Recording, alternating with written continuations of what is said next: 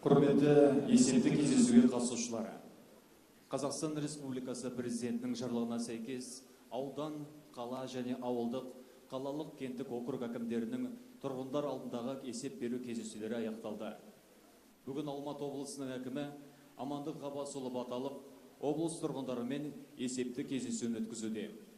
Есепті кездесу тікелей эфирде, онлайн режимде, әлеуметтік желілерде көрсетіледі. Есепті кездесуге Қазақстан Республикасы денсаулық сақтау министрі Біртанов Елжан Амантайұлы, Қазақстан Республикасы президент әкімшілігінің мемлекеттік инспекторы Ахметов Жайсан Қуатылы, Нұр Отан партиясының хатшысы Абдрахимов Қабидолла Рахматуллалы қатысып отыр.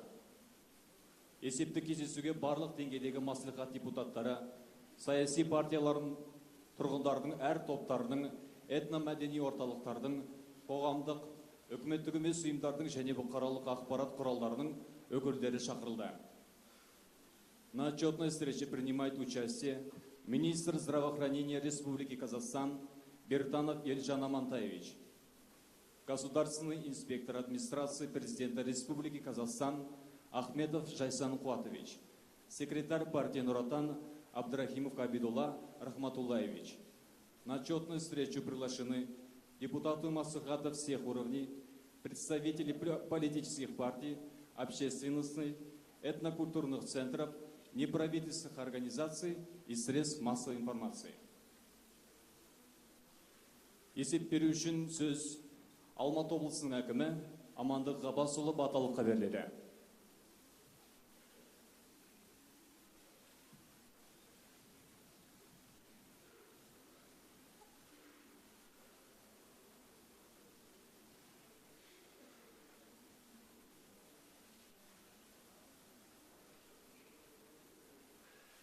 Құрметті облыс тұрғындары, құрметті жерлестер. Қазақстан Республикасының президенті Нұрсұлтан Әбішұлы Назарбаев 4-ші өнеркәсіптік революция жағдайында дамудың жаңа мүмкіндіктері атты Қазақстан халқына жолдауында біз әлем елдердің сенімі мен құрметіне бөлініп, брендке айналған тәуелсіз Қазақстанды құрдық деп атап өтті. Біздің алдымызда индустрия 4 жаңа технологиялардың артықшылығын пайдалана отырып, аграрлық секторда ақылды технологиялар, көлік логистика саласының тиімділігін арттыру, алдыңғы қатарлы білім мен денсаулық сақтау жүйесін құру міндет тұр. Жергілікті атқарушы органдардың жұмысы қазіргі уақытта елбасының жолдауындағы 10 тапсырманы орындауға бағытталған. В 2017 году успешно выполнены все основные социально-экономические показатели развития области. Рост экономики составил 2,7%, собственные доходы выросли на 24%, безработица снижена на 4,7%. Привлечено 527 миллиардов тенге инвестиций, по этому показателю область занимает в республике 4-е место. Промышленность и объем производства превысил 750 миллиардов тенге с ростом на 2,9%. Благодаря программе индустриально-инновационного развития выпуск продукции в обрабатывающем секторе вырос в 2 раза, и его доля сейчас составляет 85%. Налажена глубокая переработка сахарной свеклы, кукурузы. Всего в рамках карты индустриализации реализованы 55 проектов с объемом инвестиций 319 миллиардов тенге, создано 8,7 тысяч рабочих мест. В текущем году в рамках внедрения инновационных технологий и цифровизации 40 действующих предприятий планируют автоматизировать свои производства. На новых заводах уже предусматривается использовать элементы индустрии 4.0. Это прежде всего 9 проектов с участием транснациональных компаний по строительству инновационных производств, ориентированных на экспорт. Уже есть первые результаты. Можем с уверенностью сказать, что в июне текущего года будет запущен завод Mareven Food с участием России и Вьетнама по производству продуктов питания из местного сырья. созданием 500 рабочих мест.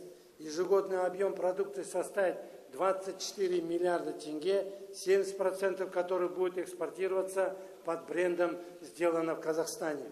Также к концу года начнутся пусконаладочные работы по производству смазочных материалов «Лукойл», полностью автоматизированной системой умного склада и производственной линии. Объем инвестиций составит 27 миллиардов тенге. Немецкая компания Baumann начнет реализацию проекта по глубокой переработке мелкого рогатого скота мощностью 30 тысяч тонн готовой продукции, полностью ориентированной на экспорт. Все это позволит довести объем промышленного производства к 2020 году до 1 триллиона тенге. Ауыл шаруашылығы облысымыздың негізгі саласы болып табылатын ауыл шаруашылығының жалпы өнім көлемі бойынша республикада бірінші орындамыз. Өткен жылы бұл көрсеткіш 3,3%-ға өсіп, 648 миллиард теңгені құрады. Ауыл шаруашылық дақылдарының алқаптары 15,6 мың гектарға ұлғайып, 948 мың гектарды құрады. Оның 17% ылғал өнімдеу технологиялар енгізілген алқаптар, 1,3 миллион тонна астық, 293 мың тонна майлы дақылдар, 1,8 мың тонна картоп, жеміс пен көкөніс өндірілді. Қант қызылшасының көлемі 9,2 мың гектарды асып, 334 мың тонна қызылша жиналып, 31 мың тонна құмшекер өндірілді. Өткен жылдың қазан айында Ақсу қант зауыты іске қосылып, оған 11 миллиард теңге инвестиция салынады. Көксу қант зауытында жалпы сомасы 3,5 миллиард теңгеге технологиялық тораптар жаңғыртылып, нәтижесінде зауыт қуаттылығы тәулігіне 2000 тоннаға дейін ұлғайтылды. Бақ алқаптары 23 мың гектарға дейін ұлғайтылды. Қарқынды бағыттардан осы жылдың өзінде бірінші өнім 2,5 мың тонна алма жинаймыз. Ауыл азаматтарының жыл бойы жұмыспен қамтамасыз ететін мал шаруашылығы да табысты дамуда. 2017 жылы сыбаға мемлекеттік бағдарламасы 147%-ға, алтын асық 159%-ға, құлан 127%-ға орындалды. Бұл мал басының орта есеппен 3,5%-ға өсуін қамтамасыз етті. Бүгінгі күні 51 мың ірі қара мал арналған 78 мал бордақылау алаңы жұмыс жасайды. Алайда етті экспорттау жоспары орындалмады. Барлығы 81 мың тонна ет экспортталған. Биылғы жылы Империя Фуд компаниясының ет өңдеу кешенін іске қосып, экспорт бойынша міндеттерді орындаймыз деп үміттенеміз. Елбасының ауыл шаруашылық өндірістік кешенінде еңбек өнімділігін және өндірілген ауыл шаруашылық өнім экспортын 5 жыл ішінде 2,5 есеге ұлғайту туралы міндетін орындау мақсатында өңдеу кәсіпорындарын орналастыру картасы әзірленді. 37 кәсіпорынды ашу үшін жаңғырту, ет және сүт өнімдерін, консервіленген көкөніс пен жеміс, крахмал өнімдерін ұлғайту есебінен экспорт көлемін 90 миллион ақш долларына дейін жеткізу көзделуде. В целом в аграрном секторе мы выполнили поручение главы государства по сахарной свекле, кукурузе и садоводству. С учетом имеющего опыта по возрождению приоритетных культур, теперь уже мы хотим поднять молочное животноводство и картофелеводство с применением механизмов ГЧП. Будут созданы 350 молочно-товарных ферм по 100 голов каждая, средним удоем до 5000 килограмм в год. Из них в 2018 году будут введены 50 молочно-товарных ферм. На фермах увеличится производство молока в 3 раза, уровень переработки достигнет 43% с полной загрузкой молзаводов. На сегодня загрузка их составляет 85%. Планируем возродить выращивание картофеля в промышленных объемах. Через СПК «Жетісу» будут созданы сервисно-заготовительные центры, закуплена необходимая техника и качественные семена. При этом активно будут вовлекаться неиспользуемые, орошаемые земли за счет восстановления ирригационных сетей. Вопрос финансирования проработан нами с Исламским банком развития. В целом из 34 миллиардов тенге в этом году начнем освоение первого гранта 19 миллиардов тенге. Из планируемых 126 тысяч гектаров в этом году будет вовлечено в оборот 25 тысяч гектаров орошаемых земель. Только за счет новых инициатив рассчитываем увеличить объем валовой продукции сельского хозяйства к 2021 году почти на 200 миллиардов тенге или в 1,3 раза. Развитие предпринимательства. В области действует 110 тысяч субъектов, где работает 248 тысяч человек. Объем продукции и услуг достиг 1 триллиона тенге. Поступило 75 миллиардов тенге налогов, из них доля в местном бюджете возросла с 37 до 43%. Одним из важных направлений в сфере предпринимательства является туризм. На развитие инфраструктуры побережья озера Алакуль из местного бюджета направлено 4 миллиарда тенге. Организовано железнодорожное сообщение, построен аэропорт в городе Учарал, железный дорожный вокзал на селе Ахчи. Введены 3 крупные современные зоны отдыха, которые по уровню сервиса ничем не уступают популярным зарубежным курортам. Областью разработана концепция по кластерному развитию туризма и подписан меморандум с национальной компанией «Казахтуризм» и Ассоциацией туристического кластера. Реализация концепции позволит увеличить приток туристов в нашу область. В прошлом году количество отдыхающих, если превысило 1,5 миллиона человек, то в этом году мы ожидаем свыше 2 миллионов. Программа «Нурлы жол». 2015-2017 годы нам выделено 77,3 миллиарда тенге на реализацию 84 проектов. Из них введены 73. В прошлом году сданы в эксплуатацию 33 школы, в том числе по программе «Нурлы жол» 29. Проведена реконструкция 194 километра сетей водоснабжения и реконструкция котельных городов Талдыкурган и Капчагай. В текущем году на реализацию 13 проектов выделено 2,3 миллиарда тенге, за счет которых завершится строительство 4 школ и будет построено 164 километра сетей водоснабжения и водоотведения. Программа «Нурлы жер». План по вводу жилья перевыполнен на 5,7%, введено 646 тысяч квадратных метров жилья, в том числе по программе 97,7 тысяч квадратных метров. Из строящихся 184 жилых домов сдан в эксплуатацию 91. Подведено 494 километра инженерно-коммуникационных сетей. Таким образом, обеспечили квартирами 1406 семей и представили земельные участки 2144 нуждающимся. В текущем году предусмотрено строительство 251 жилого дома на 1126 квартир и 27 объектов инженерно-коммуникационной инфраструктуры. Ведется реализация пилотного проекта по строительству коттеджного городка в городе Талдыкурган. Мы выделили туда почти 2 миллиарда тенге. Всего будет построено 600 с лишним тысяч коттеджей, из них 12 домов на 48 квартир и 124 коттеджа будут сданы в эксплуатацию в этом году.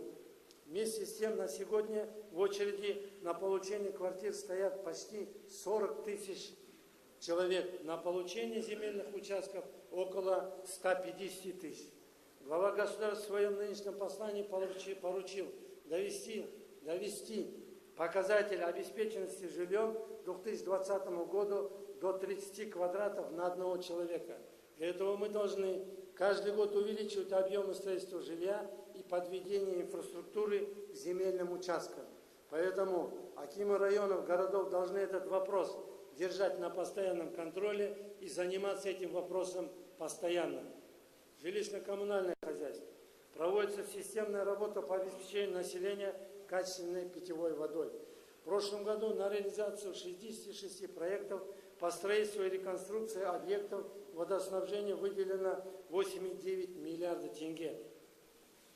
Из них около 6 миллиардов это только за счет местного бюджета. В результате доступ к питьевой воде получили 25 населенных пунктов.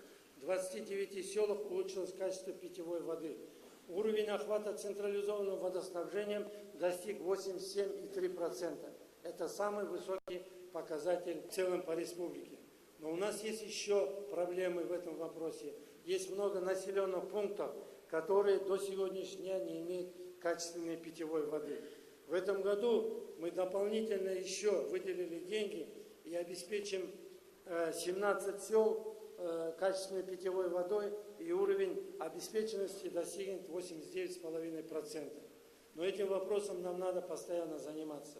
В сфере теплоснабжения мы провели работу по строительству новых котельных, увеличению их мощностей, ежегодно ремонтируются тепловые сети. Однако эта зима показала уязвимые места в ряде городов. Многоквартирные дома отапливаются до сих пор автономно. Некоторые акимы районов при подготовке к отопительному сезону об этом не сказали, поэтому нам пришлось эти вопросы решать в режиме ЧС. Так не должно быть. Наша задача – обеспечить эти жилые дома отоплением и горячей водой. И необходимо устанавливать модульные котельные малой мощности. Тем более нам сегодня газ пришел в область, не нужно туда во дворы тащить уголь или мазут и делать мазутохранилище. Газ есть, это очень можно быстро и качественно сделать. И эту работу мы уже начали. На вчерашней сессии Маслихата на эти цели мы предусмотрели первые 200 миллионов тенге. Поэтому я поручаю этот вопрос взять на особый контроль заместителям акима Лязат Махадовичу Турлашову, Байжанову, акимам районов. И первое поручение сделать быстро микрорайон Бостургай и 2 микрорайона гидротехник 1, гидротехник 2 в городе Талгар. И это будет на постоянном контроле, пока эта работа не выполнится. И дальше переходить надо в другие такие проблемные жилые дома. Облыс бойынша газбен жабдықтау деңгейі 26-да 2% құрайды. Қазіргі уақытта газдандыру жұмыстары 11 ауданда жүргізілуде. Алматы Талдықорған магистральды газ құбырының құрылысы аяқталды. Талдықорған қаласында бірінші кезегінен іске асыру үшін жергілікті бюджеттен 4,1 миллиард теңге бөлінді. Биыл облыс орталығының газдандырудың екінші және үшінші кезегінен құрылысы аяқталды. Бұл жұмыстарға 2 жылдың ішінде республикалық бюджеттен 11,2 миллиард теңгені бөлінгені білесіз. Жергілікті бюджет есебінен жалпы құны 1,3 миллиард теңге болатын Текелі қаласына газ құбырының құрылысы жүргізілуде. Текелі қаласының және Ескелді ауданы әкімдері ішкі газ құбырларын тарту үшін инвесторларды тауып, оған абоненттерді қосу жұмысын тездеттірулері керек. Сонымен қатар биыл Бақанас, Сарыөзек, Үштөбе сияқты 3 автоматты газ тарту станцияларының құрылысы басталады. Нәтижесінде 2020 жылға Қарсы Алматы агломерация аумағына кіретін аудандар мен Қапшағай қаласы толығымен газбен қамтылып, облыс бойынша газдандыру деңгейі 45%-ға жетеді. Аудан және қала әкімдері газды қосу тарифімен айналысулары қажет. Әр жерде әртүрлі.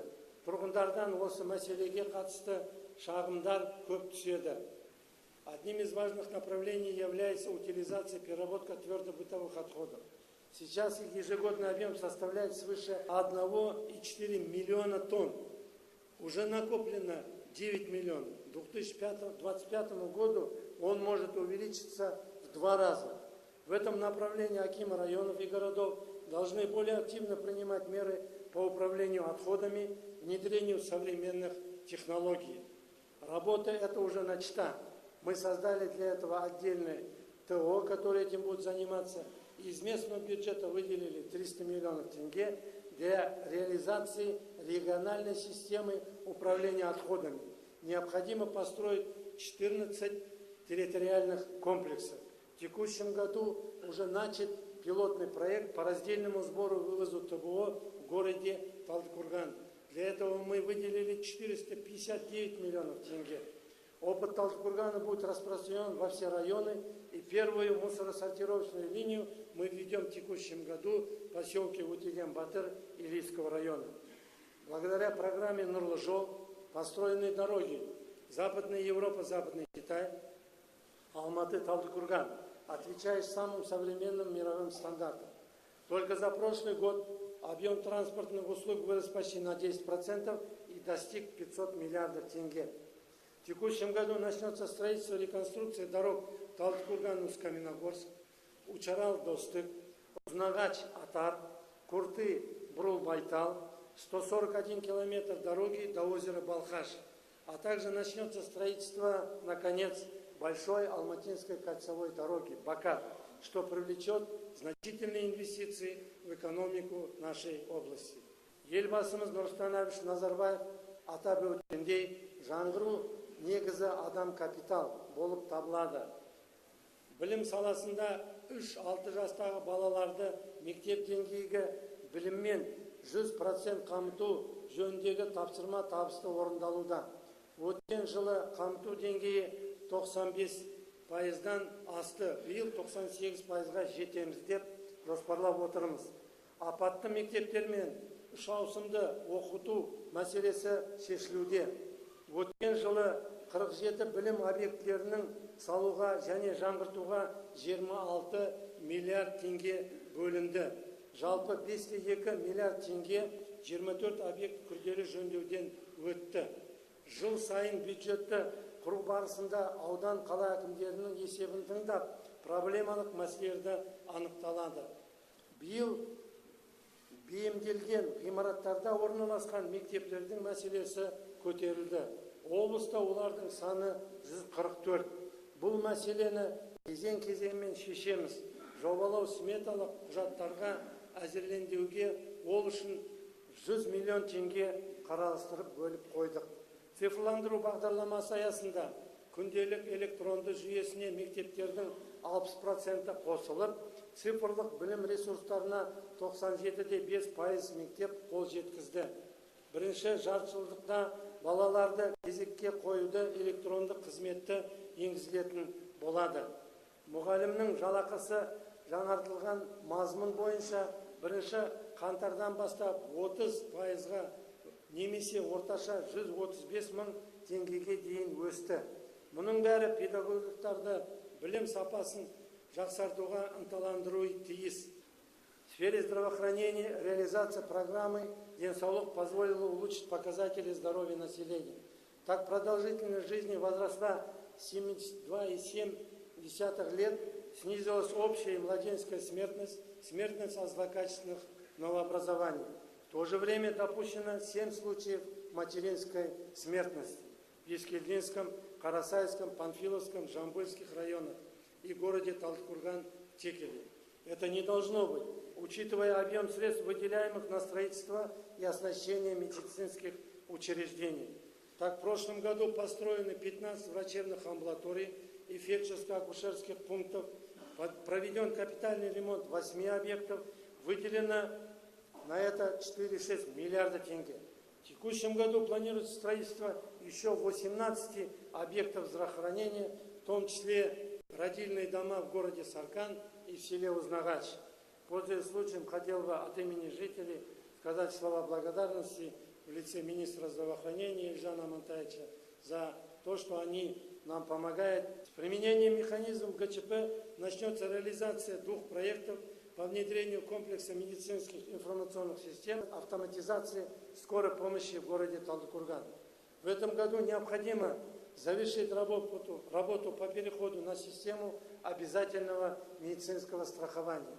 Мы должны повысить качество медицины, особенно детской, ликвидировать очереди в поликлиниках и больницах через внедрение информационных технологий.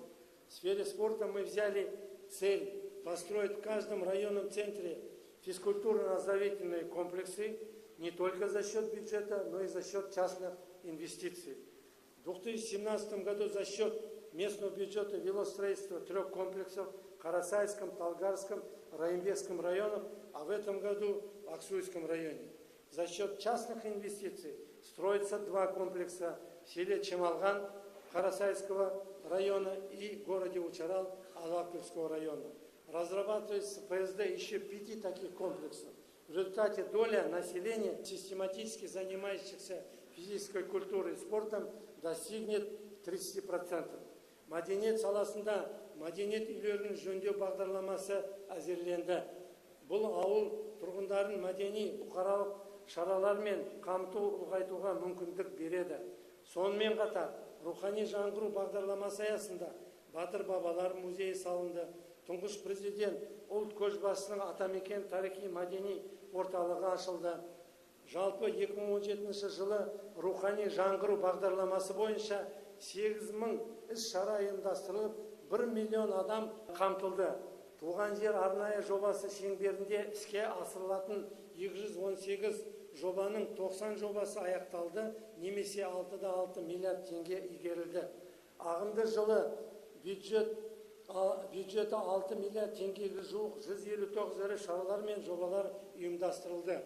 Оның ішінде Панфилов ауданында Орбұлақ мемориалдық кешені, Талғар ауданында саяси қуғын сүргін құрбандарына арналған музей салынады. На особом контроле находится обеспечение общественной безопасности и правопорядка. Построено 66 участковых пунктов полиции, совмещенных с жильем. В текущем году мы планируем построить еще 111, а в 2019 году полностью их завершить. Останется 43. В общественных местах, районах и городах установлено 76 видеокамер с выводом на пульт Департамента внутренних дел. В этом году будет установлено еще 550. Результаты уже первые есть. За счет видеокамер снизилось количество преступлений на улицах на 8%. Большое внимание уделяется развитию нашего прекрасного областного центра города Талдыкурган. В прошлом году введены в эксплуатацию значимые объекты: Салтанат сарая, выставочный комплекс и центр Рухани Жаңғыру. Благоустроена территория городского бассейна, реконструируем центральный парк. В этом году завершим строительство драматического театра, музыкальной школы и 2 школ по 1200 мест. Начнется строительство плавательного бассейна, легкоатлетического манежа и здания правительства для граждан. Будет завершена реконструкция центральной площади и фасада Дворца культуры. Для удобства и комфортабельного проживания горожан реализуется проект Smart City. Это умная транспортная система, умное освещение, новые мобильные приложения, которые облегчат получение услуг в социальных и коммунальных сферах. Для реализации проекта создан информационно-аналитический центр.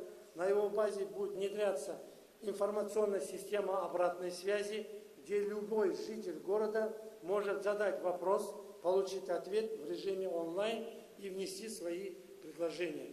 Акиму города Талдыкурган поручает своевременно реализовать данный проект, и все необходимые средства для этого мы уже ему выделили. Несколько слов о ходе выполнения предложений, высказанных на отчетной встрече Акима области с населением в 2017 году. Всего было высказано 11 предложений. На сегодняшний день все они выполнены. Так, завершена работа по обеспечению жителей села Ашевлак Аксуйского района централизованным водоснабжением. Выкуплено здание частного дома культуры в селе Береке Карасайского района. Введена в эксплуатацию врачебная амбулатория в селе Каракесек Жамбыльского района. Разработано ТЭО строительство родильного дома на 125 коек при Илийской ЦРБ. Ведется строительство пристройки в школе Улкен-Шиган Панфиловского района. Проведен капитальный ремонт внутригородских дорог в городе Уштобе. Также проведены ремонтные работы разного уровня автомобильных дорог протяженностью 382 километра, расположенных на территории сельских населенных пунктов.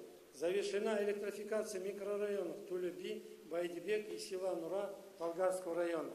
В Талдыкургане начато строительство дорог в новых микрорайонах и частного сектора. Начато строительство единой наружной системы водоснабжения и водоотведения жилых районов, где находится ИЖС, внутригородских сетей газоснабжения. Полностью решены 352 вопроса, включенные в план мероприятий по отчетам встреч акимов районов, городов и акимов сельского уровня. Құрметті жерлестер, елбасы жаңа әлемнің көшбасшылары қатарына ену үшін еліміздегі барлық мүмкіндіктерін бар екенін атап айтты.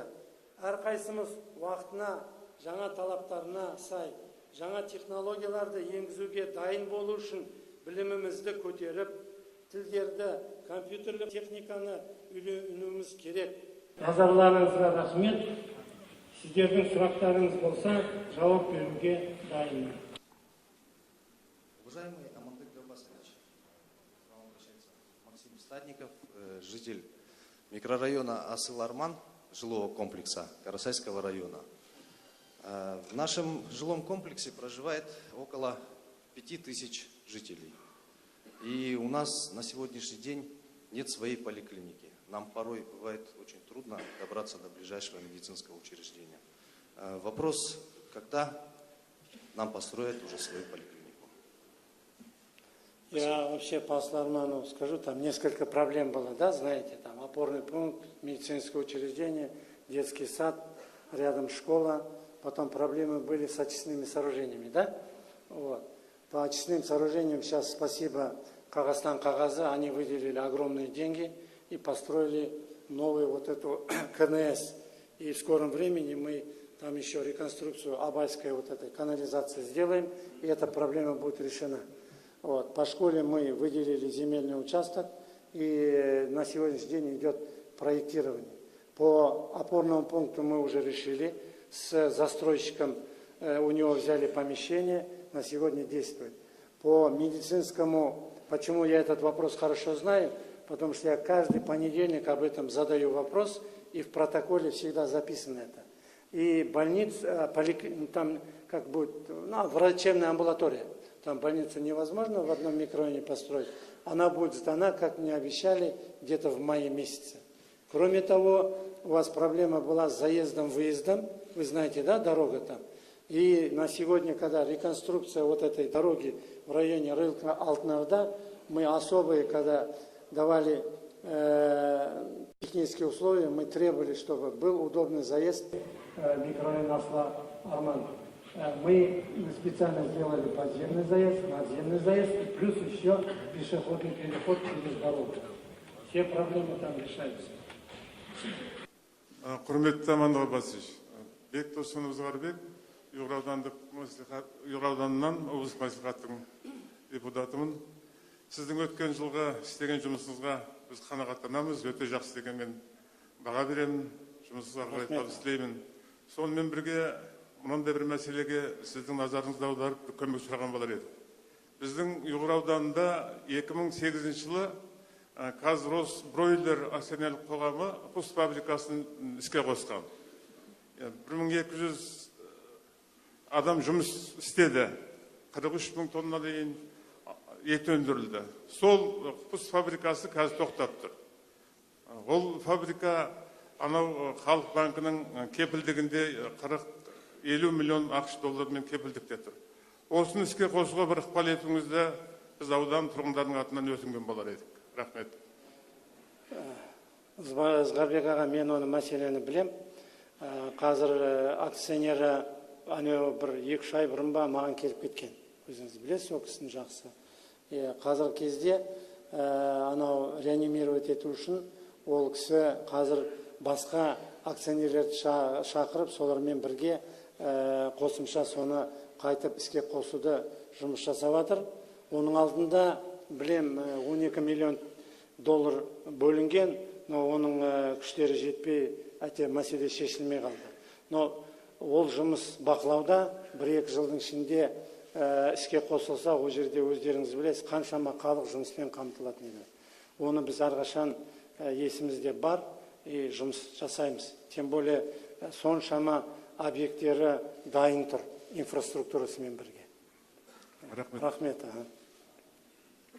Уважаемый Амандык Габасович, Илийский район, Тельпикпаева. У нас Байсеркинский округ очень большой, 36 тысяч населения. И такая ситуация, что с правой стороны находятся поселки Интымак, Жанаталап, Жанадаур, Коянгус, а с левой стороны Байсерке является центром. этого округа. И поэтому на сегодняшний день жителям, чтобы добраться до Байсерке, приходится ехать на первую Алмату, разворачиваться и попасть в Байсерке. Просим вас оказать содействие, разделить нам еще один округ с центром в поселке Интымак. Хорошо, я к этому отчету готовился. Сейчас много вопросов поступает. На сайт Акима области, конкретно письма пишет. И буквально вчера тоже письмо было. Но не по этой проблеме, а подъездная дорога и то, что приходится ездить через Алмату, разворачиваться. Это тоже и подъездная дорога в ужасном состоянии. Я вчера дал задание. Разберитесь и решите эту проблему. Там небольшой объем. Но тем не менее, если так разобраться, у нас сельские округа, сколько вы сказали, 36 тысяч, это почти как целый город в одном сельском округе. А в некоторых местах есть районы 3 раза меньше. Поэтому никаких проблем, тем более она хорошо делится этим автотрассой Алмата-Талдыкурган. Поэтому, Лязат Махадович, давай изучите эту ситуацию и внесите. Для этого решается вопрос очень просто. Мы примем совместное решение областного акимата и нашего областного маслихата, потом определим штаты, выделим необходимые места. Единственное, там надо будет подобрать здание для того, чтобы сельский округ разместить. Это проблемы мы решим. Спасибо большое. Спасибо. Құрметті Амандық Аббасұлы, Досмұхамбетов Асқат Сейденұлы, Ақсу ауданының тұрғынымын. Ильяс Жансүгіров бабамыздың туған жері Ойтоған ауылында ауыз су жүйесі бірнеше жылдан бері күрделі жөндеу көрген жоқ, әбден тозығы жетіп тұр. 2016 жылы осыған арнайы шығындар сметасы жасалғанынан хабардармыз. Енді осы ауылда күрделі жөндеу жұмыстары ауыз су жүйесіне қашан басталады, соны білгіміз келеді. Қай ауыл дедіңіз? Ойтоған ауылы. Түсіндім. Мен өзімнің баяндамамда айтып кеттім, что ауыз сумен қамту ол 2 бюджеттен істеледі. Республика бюджетінен и жергілікті бюджеттен. Біз жыл бұрын оның несі көрсеткіші өте төмен еді, қазір көрдіңіз ба, 87%-ға жетіп отырмыз. Мен айттым, кейбір ауылдар бар, ауыз су прямо қасымызда әлі сондай проблемный нелер бар. И өткен жылы 66 елді мекенді сондай сумен қамтысақ, осы жылы 17-ге жобасын жасап, қаржысын бөліп қойып отырмыз. 8-де 1 миллиард теңге ма, солай. Соның ішінде жаңағы Ойтоған бар ма, жоқ па, кім это? Кто управление или кім? На следующий год, да?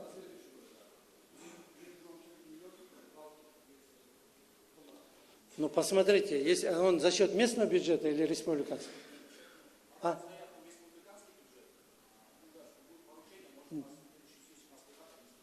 Если местный бюджет, онда осы жылға алмастыруға неміз бар, жағдайымыз бар. Республика болса, ондай жағдайымыз болмайды. Сол республиканың несінде тұрады.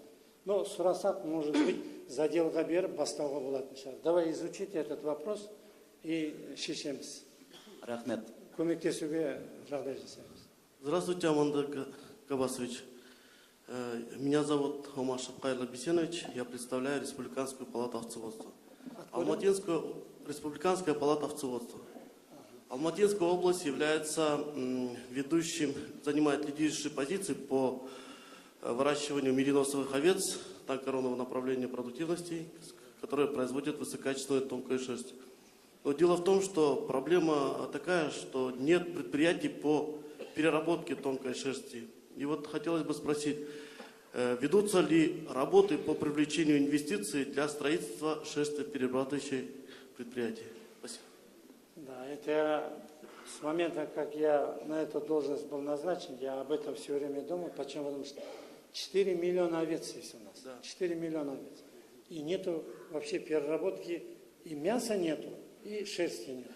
И этот пош в Жамбульской области, Таразе, мы туда почти возим, или же за копейки сдаем нашим соседям Китаю. И даже мы австралийский метод хотели применить, чтобы они приезжали на месте, стригли, забирали их шерсть. Но на сегодняшний день уже первые такие результаты есть. Я знаю, И это тоже один из приоритетов, который я ставил. Сейчас возрождается наш вот знаменитый этот в Жамбыльском районе Каргалинский вот этот комбинат суконный. Там они мне обещали, что будет 800 тонн, что ли, перерабатывать вот именно шерсти овечьи. И плюс еще в Панфиловском районе то же самое, объем там чуть меньше, но тоже будет заниматься переработкой. Еще я знаю, что такой же цех, где-то примерно, я когда в Валакуле был, в Валакульском районе тоже есть, кажется. Но уже первые вот такие результаты есть у нас. А Спасибо. еще я хотел сказать, мы заключили договор, сейчас на стадии проектирования. Вы знаете, мы создали индустриальную зону в Береке, возле Илийского района. Туда заходит несколько транснациональных компаний. И одна из них это фирма немецкая Бауман. У него столетняя история. Они даже когда к нам приехали, у них галстук, там барашки нарисованы. Вот они настолько отданы вот этой теме. И они будут, в общем, перерабатывать мелкий рогатый скот и 100% экспортное производство вот от начала до конца. Как рога и копыта, и шерсть, все будет полностью. И это тоже даст такой хороший результат. Спасибо. Құрметті Амандық Абасұлы, мен Райымбек ауданынан келіп отырмын.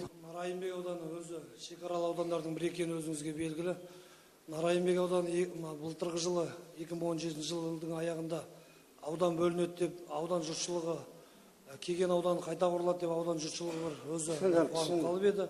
Сол сұраққа жауап. Маған көп адам сұрақты қояды, қашан деп. Но мен айтам, вот, біз өзіміздің шешімімізді қабылдадық, акиматтың, содан кейін маслихат, сосын ұсынысымызды республикаға бердік. Тағы оған бірге қатар мынау ТЭО и экономика расчетін бәрін, қаншама қаржы керек.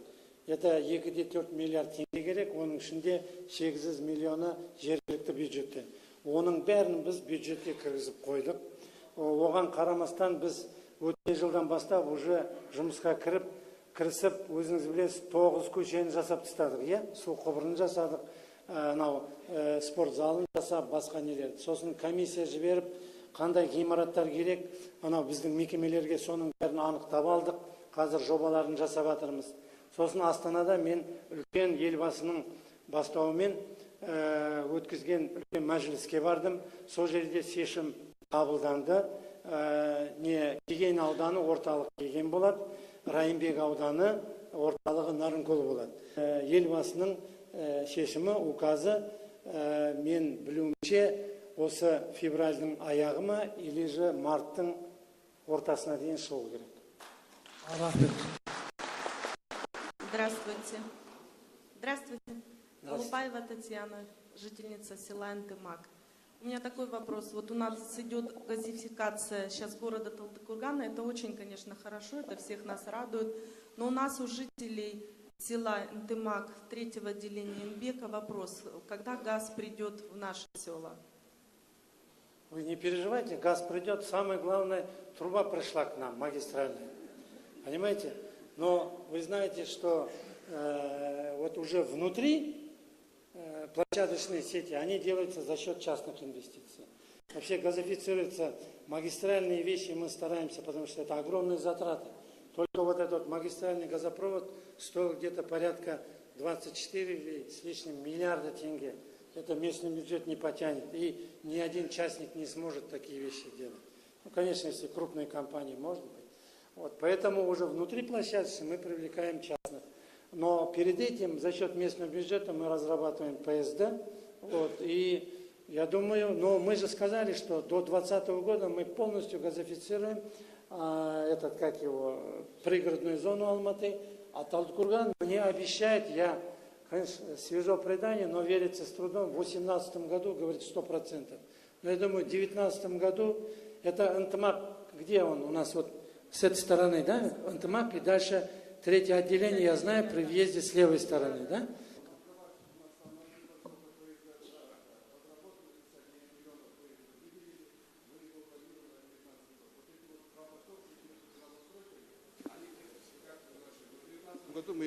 Но мы уже этими вашими поселками занимаемся. Да. Да. Там конкурсные процедуры уже в январе объявлены, в феврале сейчас уже подведение Как итогов. только ПСД будет готово, мы сразу будем частные инвестиции туда привлекать и начинать делать. Спасибо. Не переживайте. Здравствуйте, Баднак Габацович. Меня зовут Роза. Я здесь. Я здесь. Здравствуйте. Я специально приехал сегодня на отчетную встречу. Я сегодня приехал от лица людей с инвалидностью. Хотел поблагодарить вас и нашу всю область для того, что все делается для того, чтобы ребята все работали, учились, создавали семью. Это правда. Создаются и рабочие места. И в государственных структурах вы видели, может, ребята-колясочники работают. Сегодня я очень рада. И наша область занимает одно из лидирующих мест по оказанию услуг для инвалидов. Вы знаете, что 4 года назад нам закупила, это единственная область и по сей день в Казахстане, которая закупила более 20 машин, специализированных машин с подъемниками. Мы очень рады, что сейчас не только в городе, и в сельских местностях, в отдаленных сегодня могут обслуживать и выходить на свет Божий, как мы говорим. К сожалению, Мантек Габасович, к сожалению, инвалидность молодеет. И растет количество инвалидов. Да. И у нас в городе всего 4 специализированных машин. Скажите, пожалуйста, сегодня ребята очень просили этот вопрос задать. Будут ли закупаться для города, для области специализированные машины для инвалидов-колясочников? Спасибо. Знаете, я вот когда начал работать, я сразу выделил 20 с лишним миллиарда тенге, знаете, да? Такое никогда не было. Вот, и начал с того, что сиротам построили дом, еще 100 квартир купили. Я вот этим вещам очень внимательно отношусь. И сейчас, когда мы формировали бюджет, мы сидим там часами и каждую позицию отрабатываем. Я это очень хорошо знаю, что все время говорят, инватакси не хватает. Мы на обслуживание выделили 100 с лишним миллионов тенге. И плюс 120 миллионов тенге на 9 новых инватакси. В этом году? В этом году. Поэтому, так что я могу вам сказать, что будут еще дополнительно. 9 мы, 120 миллионов, и еще на обслуживание их надо содержать, 120 миллионов. Всего мы 220 миллионов тенге только для инватакси выделили. Поэтому 9 штук буквально в первом квартале закупят. Так что вопрос будет. Мы постоянно будем этот парк обновлять. Почему? Потому что, когда мы защищали бюджет, говорили о том, что Амандык Габасович очень много заявок, да, просьб. Да, вот то, что есть, не успевает обслуживать. Я знаю эту проблему. Хорошо? Меня зовут Клиновицкий Сергей, я работаю на Кикилийском горно-перерабатывающем комплексе. У меня будут такие вопросы. Вот какую реальную помощь могут получить инвесторы от государства в рамках программы «Дорожная карта бизнеса 2020»? И вот в прошлом году, в начале 2017 года, были определенные проблемы с выделением средств на субсидирование процентных ставок. Вот какая ситуация в текущем году? Нам все время не хватает этих денег. Почему? Потому что, видите, как здорово, то, что очень много людей инвестируют деньги в строительство новых производств и открытие. И есть положение в Казахстане, это очень стимулирует именно бизнесменов, чтобы они вкладывали свои деньги. Но там по видам делится, часть затрат, которую он вложил, они все это компенсируются. Но если бы, конечно, у нас было бы там вот таких инвестпроектов 1-2. Вот вчера только я докладывал премьер-министру, что у нас только с участием транснациональной компании участвует 9 таких инвестпроектов, мощнейших. Вот то производство, которое я сказал, Marevent Food, такого я за последние, я не знаю, 20 лет не открывался. Это 24 миллиарда тенге ежегодно будет. Вот это сопоставимо с аккумуляторным заводом, с Филипп Моррисом, и 70% экспортоориентировано. Даже они у нас просят, чтобы мы им помогли, и мы им помогли по газу, помогли по дороге, помогли по электричеству, по всем этим делам. До 100 миллионов тенге мы можем за счет местного бюджета. Остальные деньги мы по дорожной карте бизнеса 2020 получаем с республики. В прошлом году, если память не изменяет, около 4 миллиардов было. Да? В этом году мы специально выделили с местного бюджета туда добавочно 500 миллионов тенге. Да? 500 миллионов, и где-то около таких денег у нас 4 миллиарда. Вот. Но Марвинфуд один только просит, вчера премьер-министр заслушивал нас, 670 миллионов на железнодорожную ветку, потому что объем большой, поезда должны туда заходить. Одними фурами их не вывезут продукцию. Но я все равно хочу, чтобы вам больше досталось, мы хотим. И 670 миллионов тенге просим с республики. Но вот так вот будем помогать, и дальше вот такая поддержка будет оказываться каждому. И не только это предприятие. Вчера второе предприятие, Алюгаль, они просили, чтобы мы их обеспечили электричеством. Это нам надо с подстанции Каскелен 24 километра тащить туда электричество. Но это очень большие затраты. И они не восполнят те деньги, которые мы для одного точечное производство. Вот, поэтому мы сейчас договариваемся с бизнесменами. Сейчас понятие ГЧП есть. За счет ГЧП построим там подстанцию Кукузек, и тогда там весь Бурундайский регион будет обеспечен, ликвидируем дефицит электроэнергии. Тут много таких вещей, которые вот каждый день мы решаем. Но то, что бизнесменам будет оказываться такая помощь, особенно по инфраструктуре и восполнению их затрат, вложенных на производство, это под личным контролем президента находится. И мы постоянно над этим работаем. Спасибо. Құрметті Арман Қабасұлы, мен жаңа естідім, Балқашқа жол салады деп, сол Ақсуадан арқылы өтетін Балқаш жолын биыл жұмыс басталады деп айтады. Сол жұмыс қашан басталады екен, қашан аяқталады екен, соны білейін деп едім сізден. Балқашқа баратын, Ақсуадан арқылы өтетін Балқашқа баратын. Жол туралы ма? Жол туралы. Бұл үлкен қуаныш бізге. Көп жыл біз жобасын жасап, ұсыныс жасап, республикаға неғып жүргенбіз. Қазір өте үлкен көмек көрсетіп жатыр бізге. Ол жолдың бірінші варианты 34 миллиард еді, сосын пересмотр болып 29 миллиард тенге. Мен оны не білем, как наизусть знаю. Почему? Потому что постоянно ходил в республику, просил эти деньги. И қазіргі жылы все уже шешім қабылданды. Почему? Потому что ол жол 141 километр, ол жергілікті жол. Это местная дорога, не республиканская. А мына Талдыкурган-Учарал – это республиканская дорога. И ол жерге республика на паритете бізбен бірге бөліп қаржы бөлетін болды. 29 миллиард тенге. Но ол бірінші очереди с 0 до 30 километр. И қазір осы жылы, 18 жылы 1,5 миллиард тенге. 1,5 миллиард тенге, 1,2 миллиард тенге жолға, а 300 миллион тенге на водопропускные сооружения. Уже подрядчик определили, Ержан, да? А? Подрядчик уже болды, бастап, жол уже басталайын деп жатыр. Бәрі дұрыс болса, но мен оны айта алмаймын, 1 жыл, 2 жыл емес. Где-то 20 жылға дейін ол жол іске қосылып, сонда мынау Талдыкургандықтар Балқашқа 1 сағат, 1,5 сағатта баратын болады. Рахмет. Құрметті Амандық Ғаббасұлы, мен Алимкулова Сәуле Кеңесқызы, Беріктас ауылының тұрғынымын. Бізде Беріктас орта мектебі Жамбыл ауданында 1970 жылы салынған мектеп. 2017 жылы шатыры ауыстырылды. Енді сол мектептің күрделі жөндеуі жалғасын таба ма? Яғни күрделі жөндеу жүргізіле ма? Біз жыл сайын 20 сақты мектепті күрделі жөндеуден өткіземіз, шатырларын жасаймыз, отдельно это ерекше анау жылу нелерін ремонтқа кіргіземіз. Ол кірді ме, кірмеді ме? Жақсы. Мына Беріктас ауылы бойынша негізі поезды бойынша 105 миллион қаралған. Былтыр 13 миллионға шатыр істелді. Қалған 278 миллионы биыл күрделі жөндеу өткізіледі. 1 сентябрьге шейін бітіреміз. Қазір 1 сентябрьге дейін жаңа оқу жылына шейін бітіреміз капитальный ремонт. Будет отремонтирован? Да, в этом году по поезду у них выделено 305 миллионов. В прошлом году на 13 миллионов мы сделали крышу.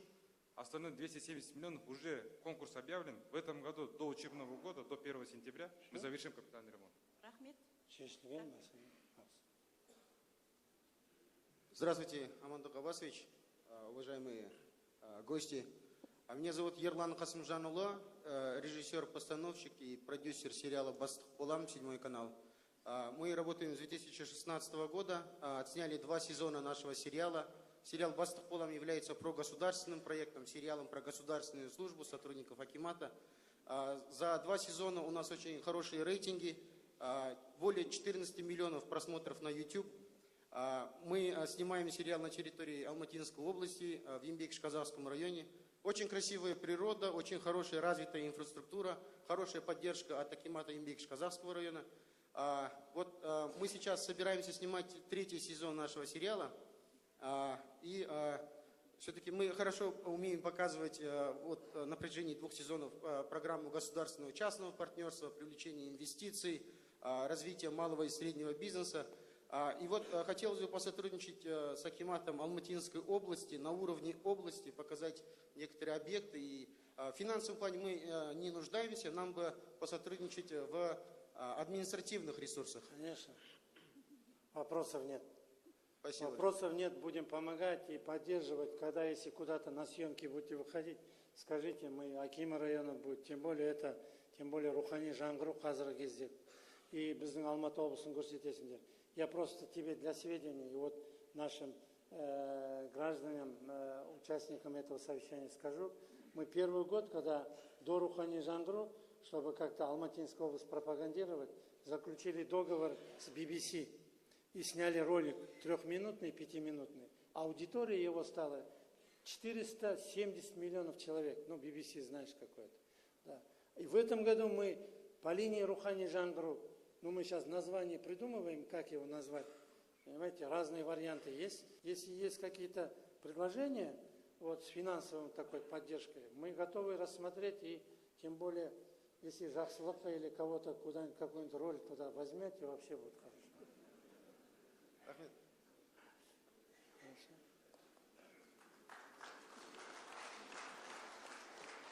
Құрметті Амандық Аббасұлы, мен Бекен Римов атындағы драма театрының актермін. Есімім Абай Нұғманов. Амандық Аббасұлы, өзіңіздің бастамаңызбен 2017 жылы жаңа театр ғимаратының қасы қағылған еді. Сол ғимараттың тұсаукесер рәсімін Талдықорған жұртшылығы қашан куәгер болады екен? Рахмет. Рахмет. Мен вообще айтқам, осы жылдың ортасында, жылы кезде благоустройствосын жасап, тапсырайық деп. Но қазір біз оны ішіндегі отделкасын енді бір, как его, салсаң енді жақсылап бір сал дейді ғой. Чтобы уже действительно это здание было как произведением искусства. Красивое, на века осталось. Вот, соны жақсылап саламыз деп, кішкене өзгерістер жасап жатырмыз. Вот, оны техсовет өткізіп лязат, Махатович күні түні сол жерге барады. Вот, әне күні нелермен. И они меня уговорили, чтобы на сентябрь перенести. Но я, скрипя сердцем, согласился, но дальше уже отступать некуда. Поняли, да? Сентябрь должен быть сдан. Бәріміз сол жерге үлкен сондай керемет не жасап тапсыруымыз керек, ашып. Как раз театральный сезон когда начинается? Октябрь? Октябрь кезде. Тогда надо вот до сентября, до октября надо сдать. Сентябрьдің басында.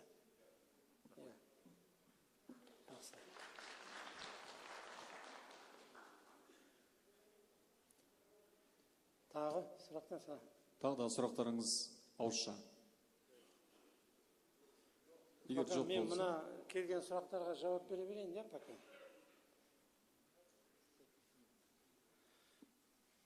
Планируется ли капитальный ремонт здания районной больницы Каратальского района?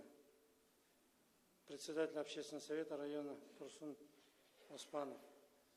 Да, планируется. Она не мен бұл мәселені білетінім. Бұрынғы әкім, мен айттым ғой, жылдың аяғында әр әкім келіп бізге ұсыныс жасайтын. Біз наоборот сұраймыз, қандай көмек көрсету. Сонда бұрынғы әкім сұраған, жаңадан тайындаған әкім, қазір менің алдымнан жолан өтіп кетті, қандай керемет сондай ұсыныстар қойды. Мен картоп мәселесін айттым ғой, оны мне подсказал честно Жолан. Говорит, Амандыш, помогите немного, как свекле. И я, говорит, подниму это картофелепроизводство, деп айтты. В прошлом году впервые вот нам разрешили вот такие гранты и выделять деньги. И я точно знаю, в прошлом году мы первый раз выделили официально гранты для обучения, и мы львиную долю направили в ЖГУ наш, потом этот аграрный национальный университет и другие то же самое. Другие университеты там, где нам нужны и где мы испытываем дефицит в специалистах. Это и школы, и медицинские учреждения. То есть Аспандьярова, чтобы студенты к нам с дипломом в село сюда уже шли работать. В этом году мы опять предусмотрели деньги, порядка где-то около 100 миллионов тенге, кажется, 90 с лишним миллионов тенге на опять 100 грантов. Но недавно я встречался с руководством технологического университета, и с ними мы договорились, что они нам будут. Сейчас же нам основная задача переработка. Нам нужны хорошие технологии по мясопереработке, по пищевым, по легкой промышленности, по текстилю, по вот этим технологии именно. Сондай профессиялар, а то мы зациклились на учителях, врачах, хотя их нам очень не хватает. И на агрономах, зоотехниках. А вот именно технологий нам не хватает сейчас. Поэтому они тоже, вот эти гранты будут выделяться. Так, тут сердитый Талдыкурганец, что-то такое. Вот, наконец, появился шанс написать Акему, через вас сколько же бегала, плакала, 10 лет стою в очередях на жилплощадь. Я мать-одиночка, дочка 11 лет, уже мотаюсь по квартирам, сама с болезнью стою на учете, была квартира, Альянс-банк забрал у меня. Большая одна просьба к вам, помогите, пожалуйста, мне вернуть мою квартиру через госжилье. По состоянию здоровья постоянной работы нету, чем платить кому-то, хочу иметь крышу, платить за крышу над головой, ребенка жалко. Помогите с жильем. Зовут меня Жаргапова Сайраш, 1971 года, жду от ваших хороших вестей. Спасибо большое. Ну, такие случаи бывают, когда через кредит или еще что-нибудь потом остаются на улице. Но это, понимаете, конечно, жалко их в такие ситуации. Не надо, чтобы попадали люди. Всегда, прежде чем какие-то шаги предпринимать, надо думать. Но, тем не менее, мы не можем взять, оттолкнуть. Багдад Аль-Мажинс, разберись. Некоторые думают, почему вот госслужащие получают квартиры без зачета. У нас за счет коммунальных средств мы строим жилые дома. Почему? Потому что очень много бывает смещения кадров. Одни приходят, другие уходят, но они его получают как служебные. Все, кто раньше здесь работал, ушли, вот, под контролем все квартиры свои вернули. Туда заселяются новые люди, которые приходят. Если это не хватает, мы новое жилье строим, они получают. Вот. А остальное жилье, которое строится по программе Нурлы Жол, там разные направления есть. Жилстройсбербанк, арендное жилье, вот, там через Байтерек, через КИИК. Поэтому это все согласно те, которые через Жилстройбанк за счет своих вкладов, и там тоже определяет банк, комиссия. Но все равно вот это рассмотри и потом ответим. Хорошо? Я стою в очереди с 2005 года как бюджетник. Но когда мама в 1994 году получила квартиру, ее дети автоматически стали дольщиками. Мне сейчас 40 лет, мама живет с сыном в Соснахой, это не моя квартира. Когда беру справку о отсутствии недвижимости, выходит это как-нибудь повлиять получение моей квартиры. Нет, не получает. Если вы в очереди стоите, ваша очередь придет, не имеет значения. Вы в соответствии с положением, вот если у вас уже своя семья есть, вы получите по соответствии с нормами, которые установлены в Казахстане. И то, что президент же говорит, сейчас я не знаю, 17 или до 20, кажется, квадратный метр на одного. А президент хочет довести его до 30. И даже то, что в этой маленькой квартире живете с матерью, и вы с сыном, со снохой, там уже не обеспеченными считайте по нормам жильем, поэтому вам положена квартира. Давай это тоже посмотрите и нормальный ответ дадите. Жақсы ма, я все потом передам. 9 жылдан жоқшылығында көмір тапшылығы болмаған еді. Енді 21 ғасырда көмір өндіретін мемлекетте мешекпен көмір іздеткен соң не сорым? Мемлекеттік қызметкерлер мүлде жұмысты қойды десе болады. Әр қызметкерлер бүгінгі күні тек өз шаруашылығын күтеді. Өткені мемлекеттік қызметкерлердің ендігі уақытта еш қажеті жоқ, жаппай қысқарту керек. Ну, давайте все ликвидируем и все это құртайық, жояйық. Так не бывает. Я понимаю, в связи с этими морозами проблемы были. Я тоже отвечал на селекторном совещании за эти вопросы. Каждый год мы выделяем огромные деньги на закуп жидкого, твердого топлива для наших теплоносителей. Теплоносители это для, например, Басхвата мы постоянно обеспечиваем трехмесячный запас. Это 40-45 тысяч тонн ежедневно. Точно такое же у нас, это вы знаете, в городе Текели, в Сарканде, пока он еще на угле. Я каждую котельню могу такой перечислить. Плюс 770 школ и 640, кажется, этих медицинских учреждений. Мы для всех них выделяем деньги и обеспечиваем своевременное проведение тендеров, поставщиков и следим. Там нигде сбоя не было. Но кроме этого у нас еще есть тупики и угольные склады, куда заводятся частными людьми. И когда при подготовке к отопительному сезону, я на каждом совещании говорил, мы деньги выделили, все тендера провели, мы обеспечим, никуда не денется наши социальные объекты. Занимайтесь тупиками, чтобы там был уголь. И мы этот вопрос всегда контролировали. Но вы знаете, что такой мороз аномальный давно не было. И на этих угольных разрезах начала замерзать гидравлика. И произошел сбой. У меня есть каждодневный, 25, 26, 27, 28, 29, 30, 31, сколько вагонов нам должно с Харажера поступить, сколько вагонов должно поступить с этого, как его, Шубаркуля, сколько с других с каждого, Ой-Харагай даже, наш местный, и то мы контролировали, но у него теплопроводность очень низкая. И мы контроль вели, и у нас временами было процент обеспеченности 15% от общей потребности. Но я скажу, благодаря тому, что мы своевременно меры приняли, и в то же время не дали ни одному дому замерзнуть, ни один дом не разморозился, ни одна труба не замерзла. Поэтому говорить, что нелер Ухмед, қызметкерлері, государственные служащие не работают, ничего не делают, их надо разогнать.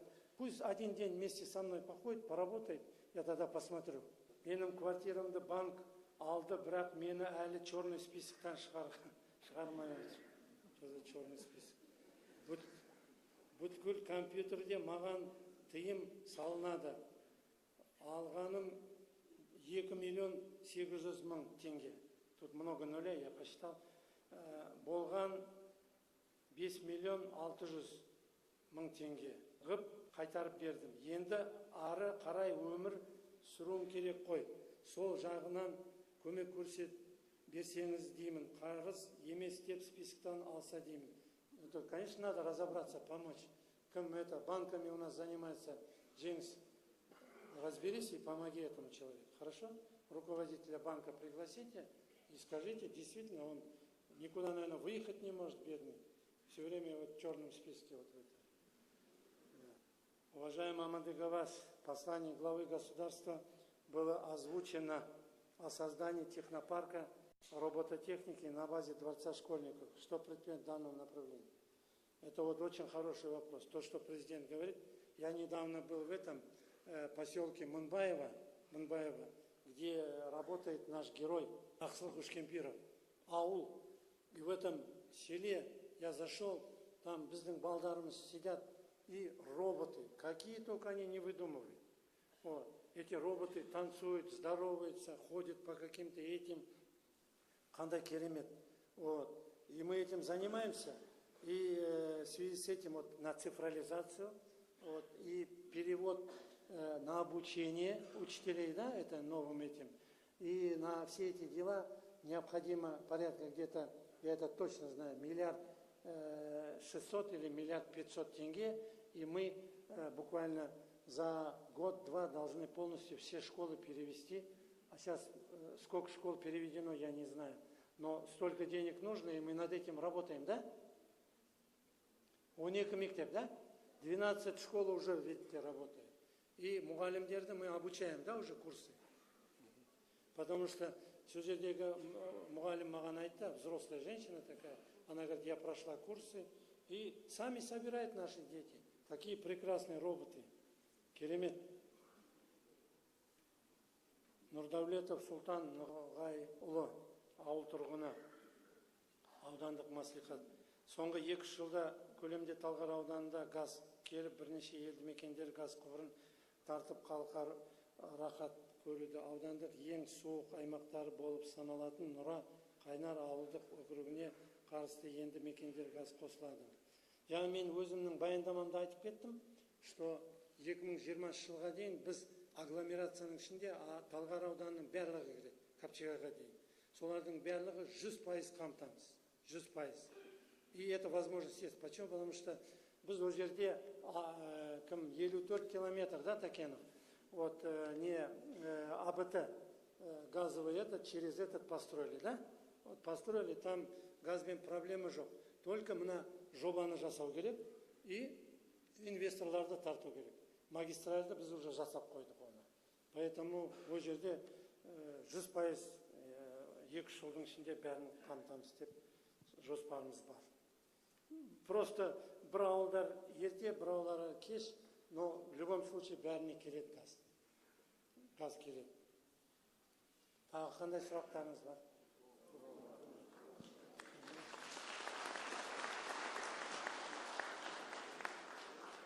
Енді құрметті, мен баяндамамда сұрақтарымды айттым. Сіздерге мен шын жүректен алғысымды айтам. Рахмет, келіп бүгін баяндамамызды тыңдағандарыңызға.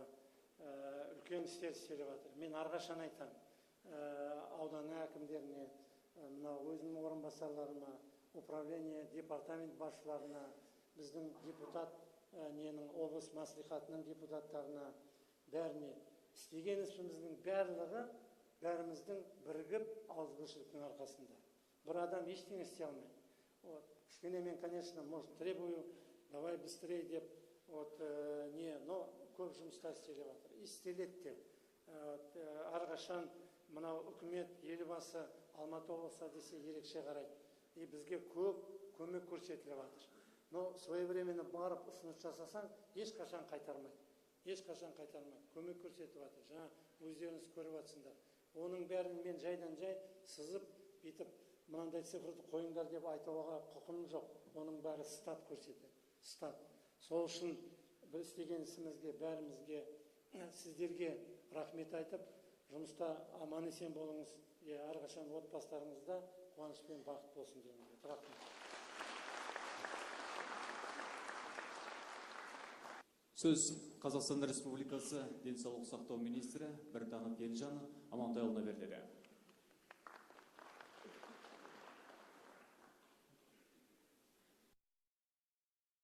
Біріншіден мемлекет басшысының жолдауларын, сонымен қатар 100 нақты қадам ұлт жоспарын және 2016-2019 жылдарға арналған денсаулық мемлекеттік бағдарламаны іске асыру мақсатында халықтың денсаулығын нығайтуға бағытталған жұмыстарды жүргізуде.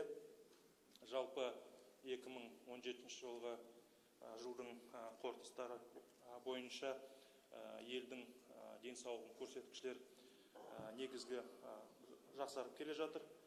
Жалпы өлім 3,1%-ға төмендеді. Оның арасында ең маңызды нәресте өлім 6%-ға төмендеді, ана өлім 5,5%-ға төмендеді.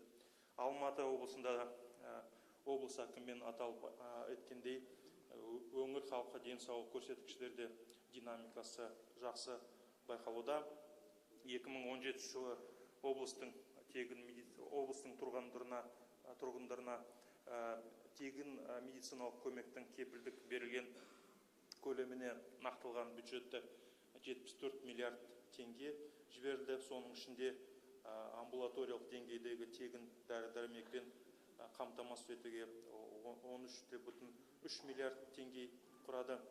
Ал жалпы өткен жылдың ішінде стационарларда осы облыста 200 мыңнан аса пациенттер емделді, 130 мыңға жауық жедел жәрдем қызмет көрсетілді. 2017 жылы республикалық бюджет есебінен жаңа Амандық Ғаббасович айтып кетті, Сарқан қаласында 100 қатынауға және 105 төсекке арналған перзентхананың қайта құрылысына және Жамбыл ауданының Ұзынағаш ауылына 100 төсекке арналған перзентханасының құрылысына және Текелі халық емхананың сейсма күшейтілуіне жобалық сметалық құжаттамалар әзірленді. 2018 жылы аталған объектілердің құрылысына бастау жүргізу жоспарлануда. Жалпы өткен жылдың басында мемлекет басшысы денсаулық сақтау саласының алдында бірнеше нақты тапсырмалар қойды. Олардың арасында халықтың дәрі-дәрмекпен қамтамасыз мәселе шешу және отандық фармацевтикалық өндірісті қолдау. Осы шаралар бойынша өткен жылда денсаулық сақтау министрлігі және жергілікті атқару органдарымен бірнеше жұмыстар өткізілді. Біріншіден, өткен жылда Алматы облысында тегін дәрілермен 465 мың пациент, оның ішінде 180 мың жергілікті бюджеттің қаражатынан есінен қамтамалды тегін дәрі-дәрмектермен. Ал 2018 жылға шамамен 500 мың пациент тегін дәрілермен қамталатын болады. Осы мәселені шешу үшін ерекше шаралар қабылданды. Бірнеше нормативті құқық актарды өзгеріп, осы жылдың жоспарлап отырмыз. Біріншіден, ол жалпы еліміздегі дәрі-дәрмектің бағалауын реттеу мәселе бойынша, елбасының тапсырма бойынша ерекше заң әзірленді. Ол қазір Қазақстан Республикасының парламенті қарастырылып жатыр. Тағы да бір мәселе, ол отандық фармацевтикалық өндірушілерді қолдау. Өздеріңізге мәлім, өткен жылдарда біз осы отандық өндірушілермен арнайы ұзақ договорларға отырып контракт жасадық. Өткен жылда осыған қосымша 25 ұзақ мерзімді шарт жасадық. Жалпы қазір күнде біз 500-ден астам отанда шығарылатын дәрі-дәрмекті біз сатып алып отырмыз. Ал келешекте бұл сан 1600-ға дейін үлкейеді. Жалпы елімізде 32 отандық өндірушілер бар фармациялық салада. Оның 4-еуі Алматы облысының негізінде. Өткен жылда жалпы еліміздің экономика бойынша отандық фармацевтикалық өнеркәсіп ең жоғарғы өсу көрсетіп отыр. 44%-дан астам өсу, ол өте жақсы көрсеткіш деп ойлаймыз. Ол біріншіден сол мемлекет тарапынан отандық фармацевтикалық өндірушілерге қолдау көрсетіліп жатқан нәтижесі. Сонымен осы саладағы әріптестерге де алғыс білдіргім келеді. Үкіметтің кеңейтілген кеңесінде елбасы тағы да айтып кетті, бұл өте маңызды реформа, елімізге өте қажетті. Сонымен биылғы жылда денсаулық сақтау министрлігі, сонымен қатар осы жергілікті атқару органдарымен өте маңызды мәселелер шешуіміз керек, өте көп жұмыс атқаруымыз керек. Өткен жылда көп ақпараттандыру жұмысы өткіздік. Сіздермен бірге ол жақсы нәтижелер көрсетті. Мысалы, еліміз бойынша өткен жылдың басында тек қана 40% осы медициналық сақтандыру туралы ақпарат алса, жылдың аяғына бұл азаматтардың саны 90%-ға дейін үлкейді. Олардың арасында 75% бұл реформаны қолдап жатыр. Бірақтан әрине өздеріңізге мәлім, елімізде үлкен мәселе ол өздерін жұмыспен қамтитын мәселе, жұмысшылар мәселе. Солар арасында арнайы жұмыс өткізуіміз керек. Бұл азаматтарды осы келешекте енгізілетін денсаулық сақтау жүйесіндегі медициналық сақтандыру жүйеге біз тартуымыз қажет. Жалпы алдымызда тұрған мақсаттарда тағы да бір мақсаттар бар, өте маңызды. Ол мысалы әлеуметтік медициналық сақтандыру енгізу үшін жалпы денсаулық сақтау саладағы цифрландыру. Амандық Ғаббасұлы өзінің мәлімдерін айтып кетті. Ол өте маңызды. Қазіргі күнде бүкіл дүние жүзінде тек қана Қазақстанда емес шешіліп жатқан мәселе. Денсаулық сақтау саладағы цифрландыру ол біріншіден әрине медициналық қызметтің сапасын және қолжетімділігін мәселені шешеді. Соған сәйкес елбасының тапсырма бойынша біз 2019 жылдан бірінші қатардан бүкіл елімізде қағазсыз денсаулық сақтау жүйеге көшуіміз қажет. Осыған арнайы жұмыстар енгізілу қажет. Ауруханаларға, емханаларға компьютер сатып алу және медициналық ақпарат жүйелерді енгізу. Сонымен қатар өте маңызды мәселе ол осы медициналық жұмысшылардың арасында оқыту мәселе. Оның себебі көп біздің әріптестер қазір қиналады, түсінбейді. Солардың арасында дұрыс жұмыс өткізуіміз қажет. Ал өзім сөзім аяғында тағы да бір мәселені тоқтап айтқым келеді. Ал жыл сайын біз республиканың бюджет тарапынан денсаулық сақтау салаға 1 триллионнан ақша жұмсап жатырмыз. Ол жалпы еліміздің бюджеттен 11%-дан асып келе жатыр. Қазіргі күнде енді барлығымыз түсінеміз, жақсы денсаулық сақтау өте қымбат болып шығады. Күнделікте жаңа дәрі-дәрмектер, жаңа технологиялар келіп жатыр. Ол көбісі шетелден келеді. Әрине бұл жағдайда халықтың денсаулығын көтеру және осы қажетті медициналық қызметтерді жеткізуге өте қиын болып келе жатыр. Сонымен елбасының жолдау бойынша ерекше реформалар енгізіп жатырмыз. Ол реформаның ең маңыздығы медициналық сақтандыру енгізу. Бірақ тағы да бір өте маңызды мәселе бар. Ол қоғамдық денсаулық сақтау жүйені біз енгізуіміз керек. Бұл қоғамдық денсаулық сақтау дегенде ол біріншіден аурулардың алдынан алу, профилактика жасау. Осыған арнайы да биыл біз сіздермен бірге бірлесіп жұмыс жасауымыз керек. Оның себебі өздеріңізге мәлім. Ауырып жақсы ем іздегенше ауырмайтын жол іздеу қажетті бәріміз түсінеміз.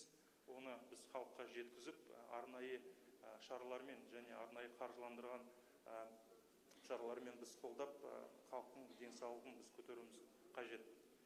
Сонымен алдымызда қойған мақсаттарды мен ойлаймын, осы барлығымызды басымыз қосып бірге жасауға дайынбыз. Сіздерге зор денсаулық тілеймін. Назарларыңызға рахмет.